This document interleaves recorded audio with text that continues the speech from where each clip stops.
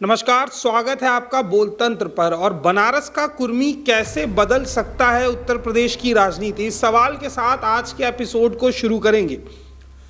बनारस एक ऐसी जगह है जहां से प्रधानमंत्री मोदी भी चुनाव जीते और 2017 में 8 सीटें बनारस की और 8 पर भारतीय जनता पार्टी का परचम लहराया। खबर छापी गई कि भगवा में हुआ बनारस, 8 सीटों पर खिला कमल, बीजेपी की भारी जीत।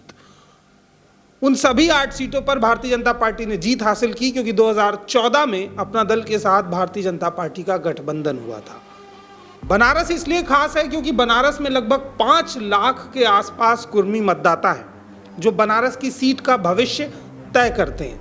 इसके साथ ही उन 8 सीटों पर, जो बनारस की 8 विधानसभा सीटें हैं, उन पर भी लगभग 70 से 80 हजार के आसपास मतदाता हर सीट पर है। कुछ सीट ऐसी हैं जहां कुर्मी मतदाताओं की संख्या 1 लाख के आसपास भी। यह सवाल इसलिए खड़ा हो रहा है कि जो कृष्णा पटेल 2014 में और 2017 तक प्रधानमंत्री मोदी के साथ रही, 2017 में वो अलग हुई मोदी सरकार से। 2014 में मोदी को बड़ी जीत मिली थी, भारी जीत मिली थी। मोदी जी लंबे वोट के अंतर से जीते थे, 2 से 2.5 लाख का मार्जिन था।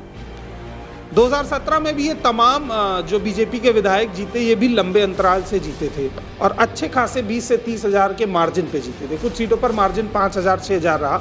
मैं आपको लगभग कुछ आंकड़े बताता हूं जिनके आधार पे समझिए कि शिवपुर में भाजपा के अनिल राजभर ने सपा के आनंद मोहन यादव को हराया था और 54,000 मतों का भारी अंतर था।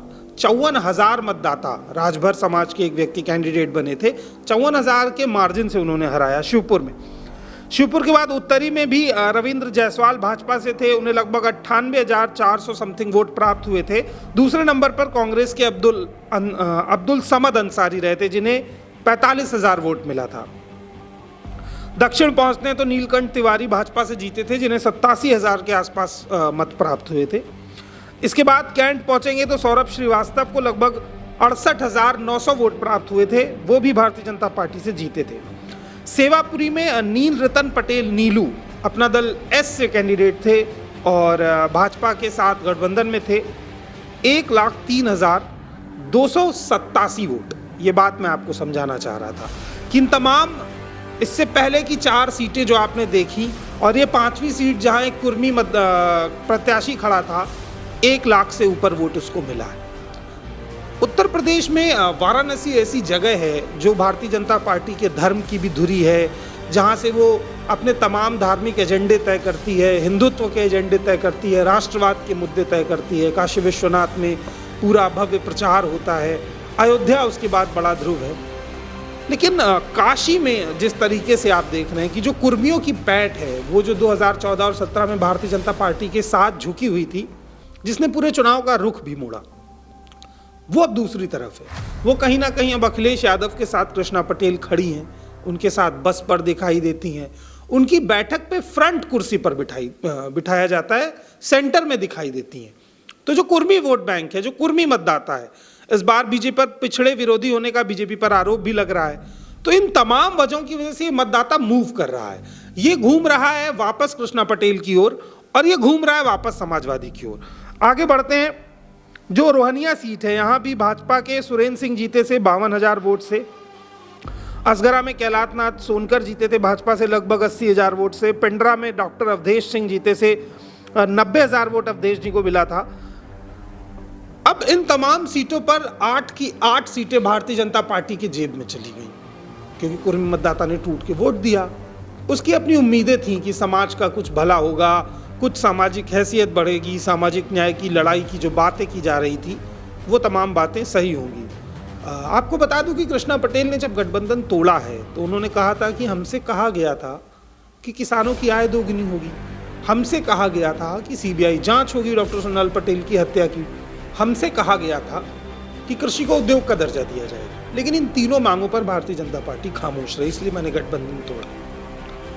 अब मैं उस गणित की बात करता हूं जो मैं आपको समझाना चाह रहा हूं और अपने हर वीडियो में कहता हूं। वीडियो पूरा देखिए, तब आप समझेंगे कि जो वाराणसी है, वहां की कुर्मी की राजनीतिक हैसियत क्या है, कैसे वो उन 8 सीटों का इकलौता राजा है, कैसे वो 8 सीटों पर जो परिणाम है उनको प्रभावित करता है और जीत हार सुनिश्चित करता है।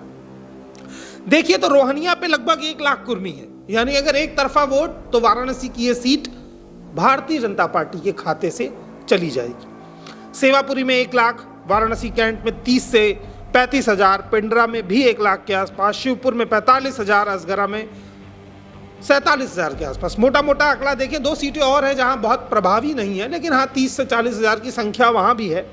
5 लाख के आसपास कुर्मी। अब इस बार समीकरण बदल गया है। अनुप्रिया पटेल तो भारतीय जनता पार्टी के साथ हैं, लेकिन उनके 3 विधायक टूट चुके हैं।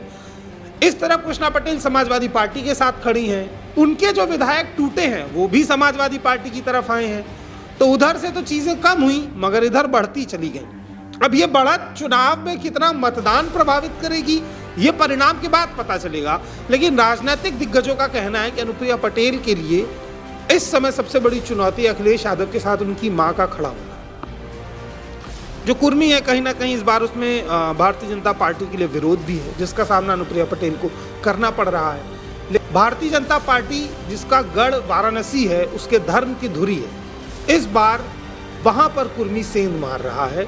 और भारतीय जनता पार्टी को वोट ना करके अगर वो अखिलेश यादव समाजवादी पार्टी गठबंधन में कृष्णा पटेल की तरफ झुकता है, तो कहीं ना कहीं इन 8 में से 5 सीटों का जाना तय हो जाएगा। और भारतीय जनता पार्टी जो 8 में से 8 जीतकर क्लीन स्वीप कर गई थी, वो 2 सीटें महज पा पाएगी। 1 सीट के समीकरण तब साफ होंगे जब मतदान हो जाएगा।